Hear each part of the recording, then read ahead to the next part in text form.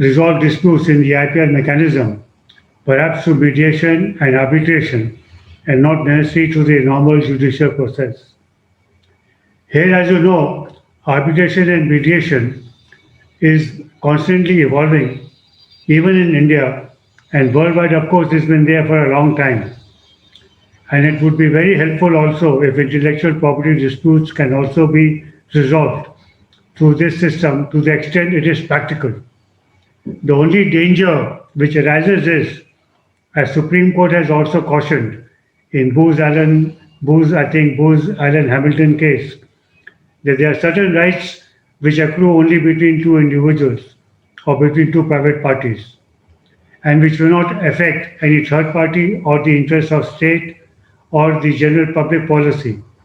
To that extent, all these disputes can and should be resolved through mediation and arbitration because it will not affect any other person.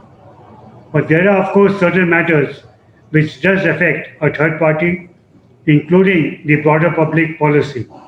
So how do you handle that?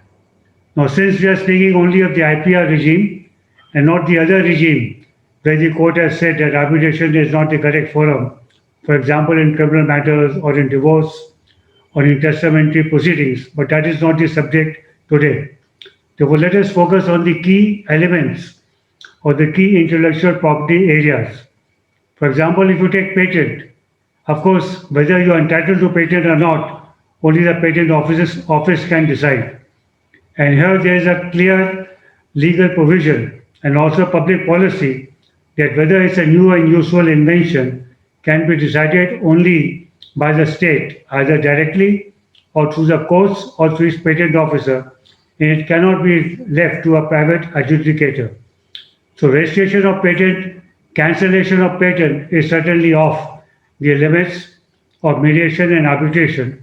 But the other commercial aspects, like prosecuting or exploiting the patent, for example, if somebody has applied for a patent or is a patent holder and he wants to license it to somebody for a fee, then if a dispute arises on this transaction licensing agreement or technology transfer agreement, then yes, they can be resolved to ADR and to arbitration, because it does not involve the right of any third party, and the arbitrator does not really have to give any finding whether the patent was validly granted or the patent should be revoked.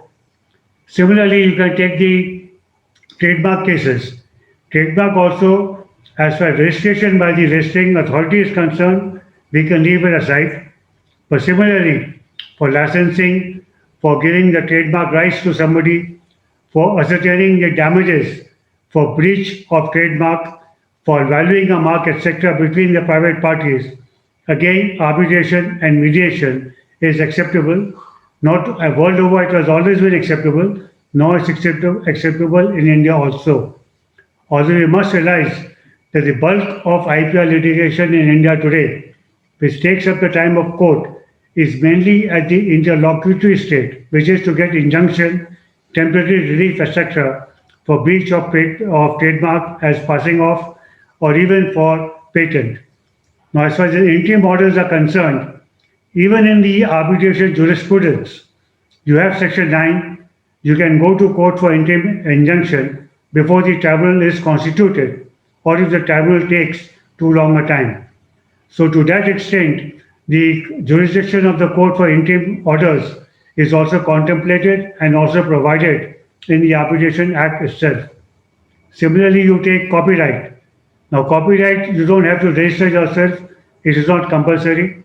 So, copyright, again, if somebody breaches it, or there's an alleged breach, yes, you can have a litigation. But in India, there's a difference of view. In Bombay High Court itself, there's a difference of view. One court holding that yes, it is arbitrable. Other court holding that no, this is not the arbitration, may not be the correct forum. So here also we have to wait either for the Supreme Court or a legislative enactment to change it. See, and similarly, you can talk of Designs Act, Geographical Indication Act, etc. But we must keep in mind that wherever there's a concept of judgment in rent or third party interest, there, of course, you will have to go to court or a tribunal set up by an express legislation.